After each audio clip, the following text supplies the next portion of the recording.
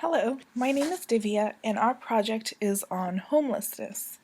And the reason we chose homelessness was because this is something that is very prevalent in this country, and not a lot of people are informed or know how many homeless people are actually in each city or state or wherever they might be. This is a quote about homelessness. Homelessness is neither a disease nor a crime, but a very serious problem. So we wanted to see what the true definition of homelessness means. And we got this from the National Health Care for the Homeless Council, and they define it as an individual who lacks housing, including an individual whose primary residence during the night is at a supervised or public or private facility.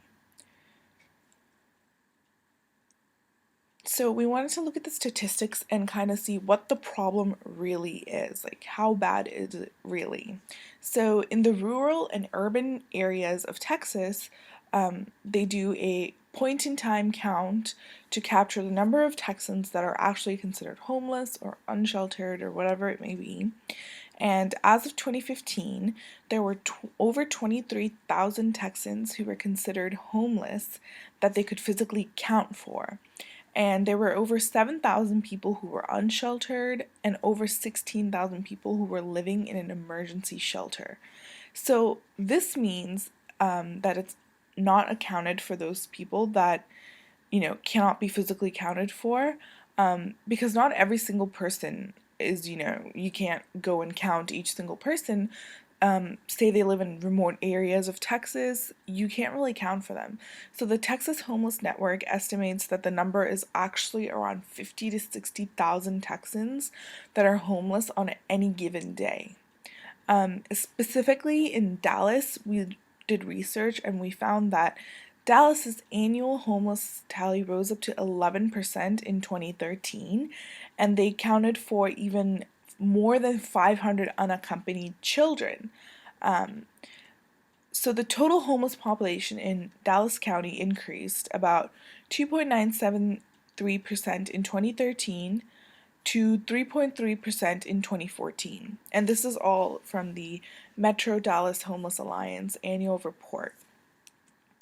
About a third of the population we found that's homeless is 25% of that is children. And that says that, this shouldn't be ignored. There's children on the street who are homeless, who don't have a shelter, who don't have parents, who can't be taking care of themselves. Children are particularly vulnerable in the homeless population, and their numbers are growing, and not a lot of people know about this. In the past couple of years, families that are homeless have increased up to 60%, according to this report. This is a statistical chart of America, and it estimates the number of homeless people just in every state. And as you can see on the side, it says the light blue is less than 1% homeless people, and then it gets darker and darker, and you can see the main states that have a lot of homeless people are California, Florida, and New York, that have greater than 6% of homeless population. And Texas is one of the big ones that we have 3 to 6% of homelessness in our state. So that's a lot of people. And this was in 2015. They will do another chart at the end of 2016, I believe. They do these reports annually. This is from the Dallas Tribune, and this is for the Dallas City and County / Irving County report, and it accounts from 2007 to 2013 the number of homeless, sheltered, unsheltered, and chronically homeless people. And on the bottom, it's really nice. It kind of gives you definitions of each thing. So sheltered is total number staying in a place such as an emergency shelter or transitional housing programs. So that means they're in some kind of program to move on to next step, maybe get jobs, maybe learn and take classes, something like that. They're transitioning from being homeless. Unsheltered is a total number of primary people who primarily sleep in places such as cars, parks, bus stations, abandoned buildings.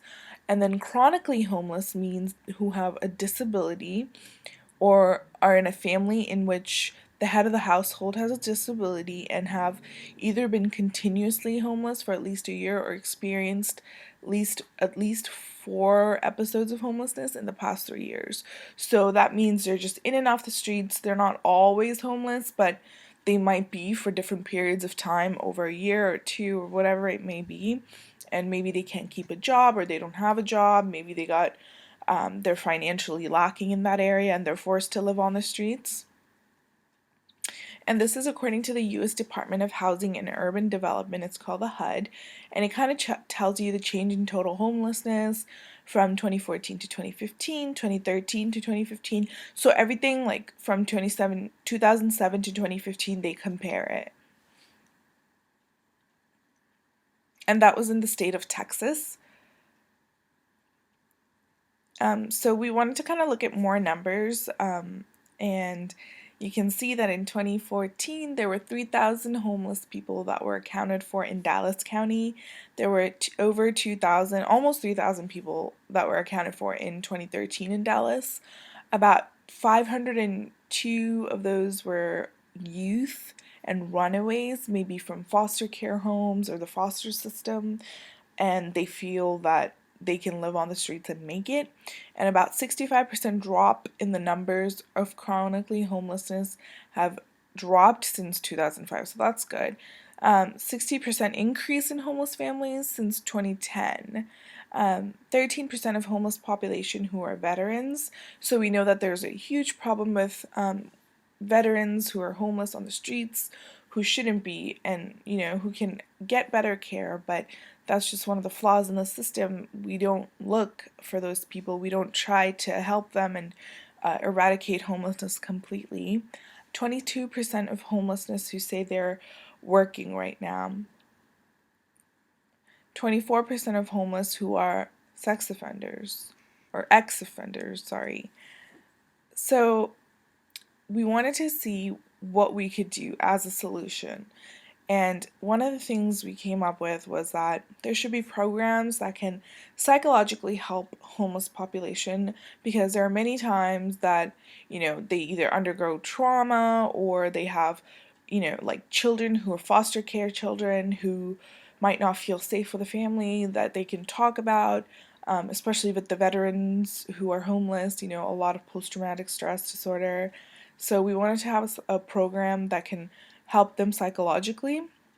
And there should also be classes that can teach them to save money, maybe get jobs, to reestablish themselves in society and financially as well.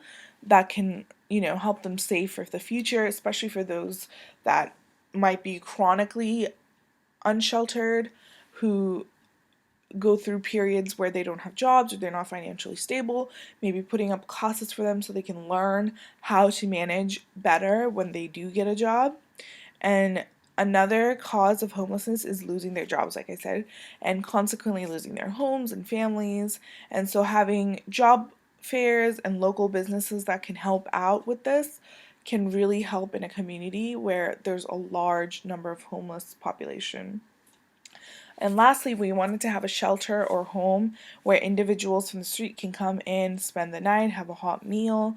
And within this, all the programs that we talked about, that psychological help, job fairs, teaching them how to earn money, is all in this shelter that can help them get back into society and not be on the streets anymore. And we wanted to know, what could people do? Like, what could community members, what could we do as voters? And we want to have volunteering opportunities for members in the community. We want to have donations and fundraisers where people can donate to the fund to help these people get off the streets, provide jobs. If you're a local business and you want to do some kind of training, or you want to have positions available for these people, you can train them and give them jobs, keep them off the streets, educate people, and then help them find jobs, host fundraisers, donation booths, integrate this into town meetings or other events where you actually give this a lot of consideration and talk about it as a community. Show policymakers that, this community is really aware of the issue and they want to reduce homelessness in whether it's Texas or the entire country. So again, like this is a picture of people giving back in their community at a homeless shelter for, I believe this was Ramadan, the Muslim community giving back to the homeless shelter. And we wanted to see, how do we adopt this policy. So the four things we said was, we want homeless shelters for those that are living in the streets, provide individuals with jobs and opportunities so that they can save money and integrate back into society. We want to have donation websites available so people can donate that way also, and provide volunteering opportunities for people as well.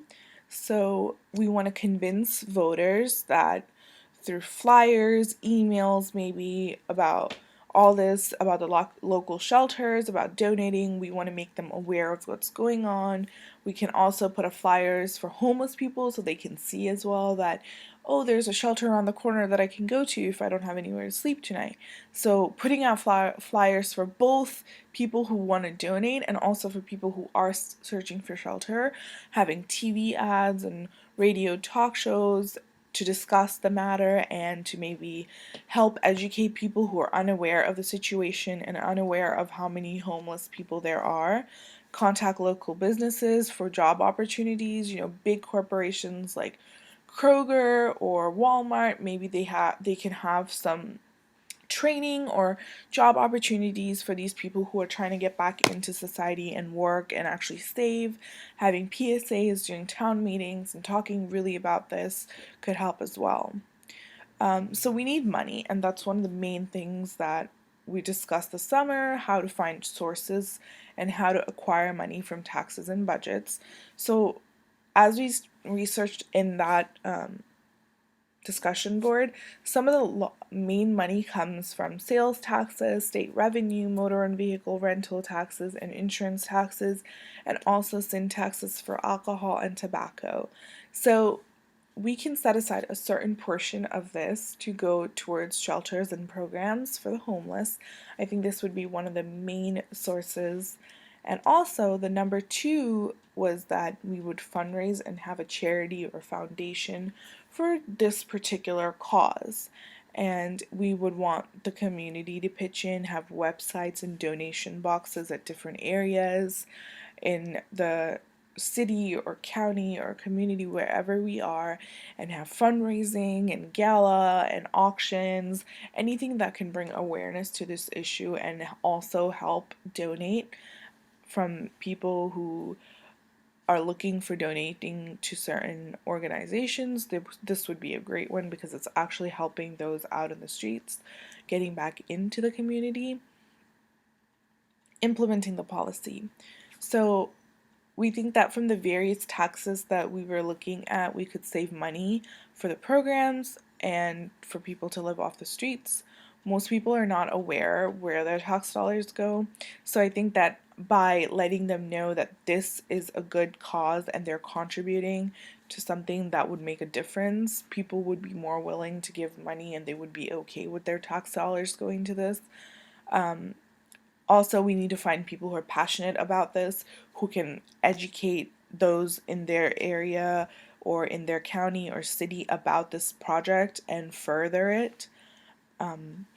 We would also need someone who can budget and finance and take care and track the money that's coming in through taxes and donations, whatever it may be. And we need individuals and businesses to volunteer to help for jobs and get people off the streets and get them to financially be stable.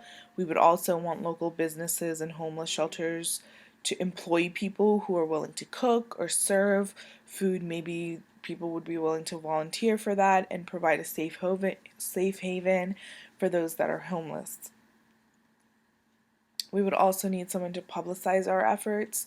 So this meaning doing ads, TV shows or TV commercials, flyers, radio talk shows, a public affairs person basically who can get to the voters and explain to them about the project and really get them in tuned about this. So evaluating the policy. If the policy works, this means that this project will emerge into a community, every community around Texas, and it will decrease the amount of individuals living on the streets. The government and community have worked together to provide a life for the homeless individuals, and we will decrease sheltered, unsheltered, children living on the streets, we will decrease all those numbers and we'll provide a safe shelter, and we'll have experienced psychologists that can talk to these individuals if they're going through trauma. We'll help them find jobs in the community, earn a living, move on to a better life, so having transitional programs. And these are our references.